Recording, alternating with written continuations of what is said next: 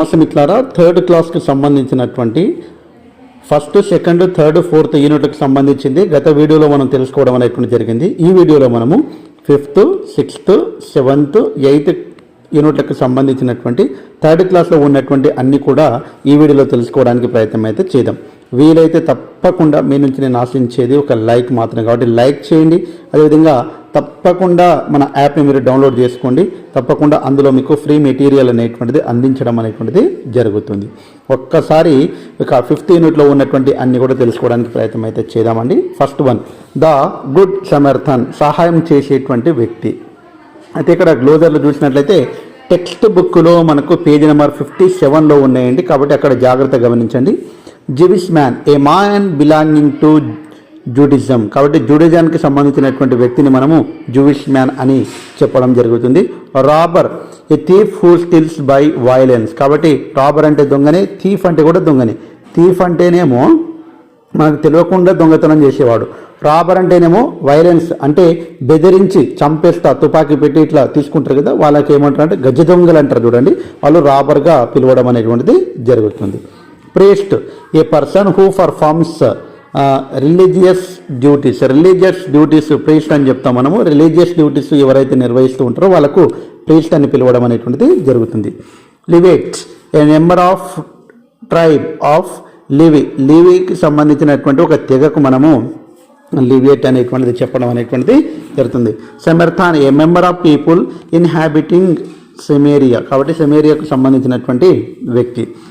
In అంటే hotel అండి, ఇంకా లాడ్జింగ్ ఆర్ ట్రావెలర్స్, కాబట్టి ఎవరైతే ప్రయాణికులు ఉంటారో వాళ్ళు ఉండడానికి ఉండేటువంటి హోటల్ను మనము ఇన్ అనేటువంటిది చెప్పడం అనేటువంటిది జరుగుతుంది.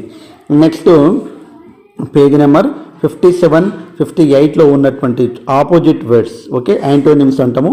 ఓపెన్, క్లోజ్, ఓపెన్ అంటే తెరవడము, క్లోజ్ అంటే ముయ్యుట.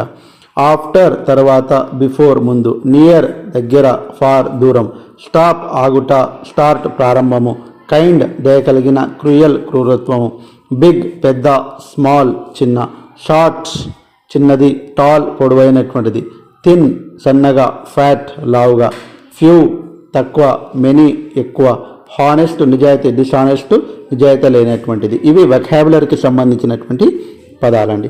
నెక్స్ట్ ఇంపార్టెంట్ అయినటువంటి గ్రామర్ పార్ట్లోకి వెళ్ళిపోదామండి. ఇప్పుడు మనము grammar part. And honest Jewish man lived in Jerusalem, ఇక్కడ మనం చూడండి, he started, he opened, he stopped, ఇక్కడ man lived. The above underline words are action words, ఇవన్నీ కూడా యాక్షన్ వర్డ్స్ అండి. దే ఆర్ కాల్డ్ వర్బ్స్, వీటిని ఏమంటాం మనము verbs. Okay, they denote completed actions, they are used in the simple past tense, కాబట్టి పైన V2 అనేటువంటిది వచ్చింది, సబ్జెక్ట్ ప్లస్ V2, కాబట్టి సింపుల్ పాస్ట్ టెన్స్కి సంబంధించింది అవన్నీ కూడా. గతంలో ఏదైనా పని పూర్తి అయితే, మనము ఏదైనా ఒక పని పూర్తి అయినట్లయితే దానికి సింపుల్ పాస్ట్ టెన్స్లో రాయడం అనేటువంటిది జరుగుతుంది. కాబట్టి పైన అండర్లైన్ చేయబడినటువంటి వర్బ్స్ అంటాము. ఈ వర్బ్స్ అన్నీ కూడా పై వాక్యంలో ఉపయోగించబడినవి, జరిగిపోయిన పనుల గురించి తెలియజేయడానికి మనకు పాస్ట్ వర్బ్ను ఉపయోగించుకుంటాము. Regular verbs, the past tense form of the verbs are formed by adding DRED. These verbs are called regular verbs. సింపుల్గా రెగ్యులర్ వర్బ్స్, ఇరెగ్యులర్ వర్బ్స్ అనేటువంటిది ఒక్కసారి మనకి ఇక్కడ ఇచ్చాడండి. ఒక్కసారి మనం చూసినట్లయితే రెగ్యులర్ వర్బ్స్ అనేటువంటిది D తోటి కానీ ED తోటి కానీ చేర్చడం ద్వారా వాటిని ఏమంటామంటే రెగ్యులర్ వర్బ్స్. ఇరెగ్యులర్ వర్బ్స్ అంటే ఒక్కసారి ఇక్కడ ఎగ్జాంపుల్ చూస్తే అర్థమవుతుంది. పేజీ నెంబర్ 80లో ఇచ్చాడు చూడండి, regular verbs. Open, opened, ED వచ్చింది. Okay, plant, planted, visit, visited, want, wanted, clean, cleaned, wash, washed, ఇవన్నీ కూడా ED తోటి వచ్చింది, లేక D అనేటువంటిది యాడ్ చేస్తే వచ్చేటువంటి దానికి రెగ్యులర్ అంటే ఇక్కడ వచ్చిన పదమే ఇక్కడ రెగ్యులర్గా వస్తుంది, కాబట్టి రెగ్యులర్ వర్బ్. ఇరెగ్యులర్ వర్బ్స్ అంటే ఏంది ఒక్కసారి చూద్దామండి. అలా వర్బ్ 1, వర్బ్ 2, వర్బ్ 3 డిఫరెంట్గా ఫామ్స్ ఉంటాయి. ఎగ్జాంపుల్ చేద్దామండి. గో, వెంట్, గాన్, ఇక్కడ వర్బ్ 1, వర్బ్ 2, వర్బ్ 3 డిఫరెంట్గానే ఉన్నాయి, కాబట్టి వీటిని ఇరెగ్యులర్ వర్బ్స్ అని చెప్పడం అనేటువంటిది జరుగుతుంది. కాబట్టి ఒక్కసారి గమనించండి, మనము రెగ్యులర్ వర్బ్ అంటే ఏంది, ఇరెగ్యులర్ వర్బ్స్ అనేటువంటిది క్లియర్ కట్గా మనం అర్థం చేసుకుంటే చాలా ఈజీగా ఉంటుంది. Right, wrote, retain.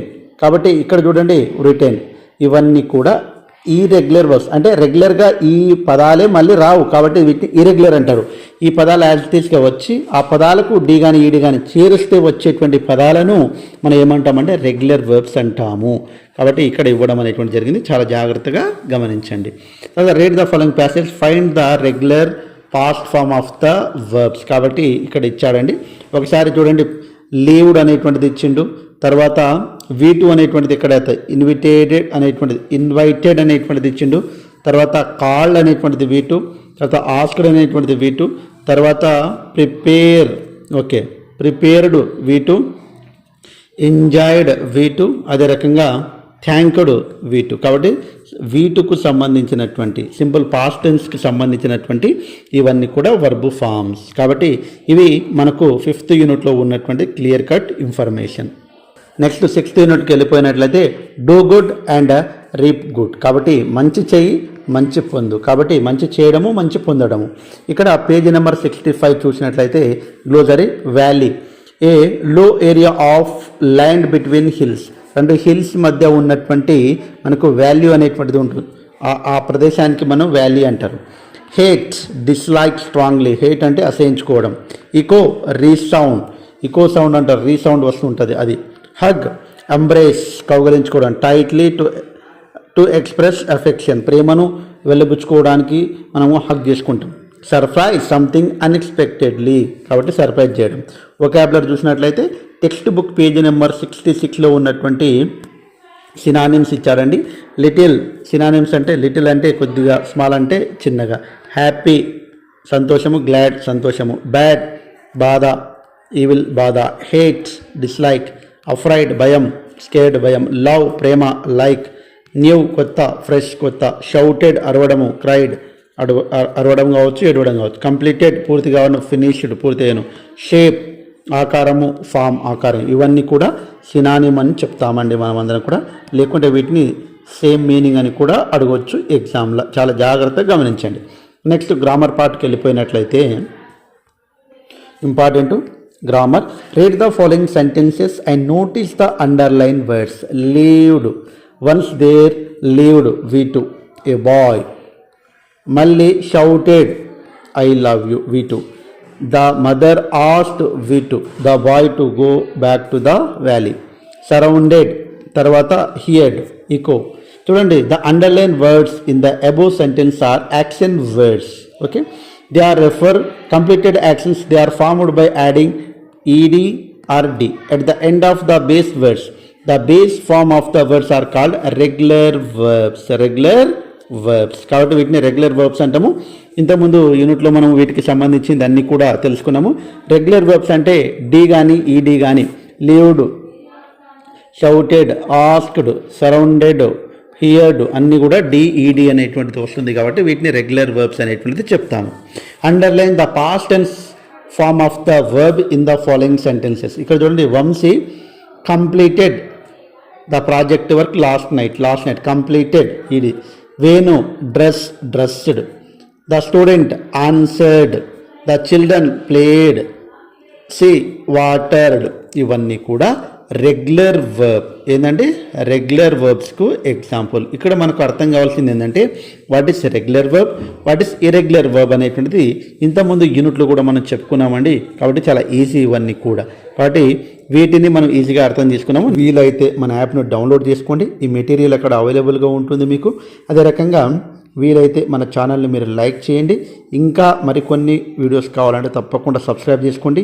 ఈ వీడియో మీకు అర్థమైందా లేదా అనేటువంటిది కామెంట్ చేయండి. మీ కామెంట్ని బట్టే మరో క్లాస్ అనేటువంటిది స్టార్ట్ చేయాలన్నా వద్దా అనేటువంటిది ఆలోచిస్తాం. Thanks for watching. All the best. Bye.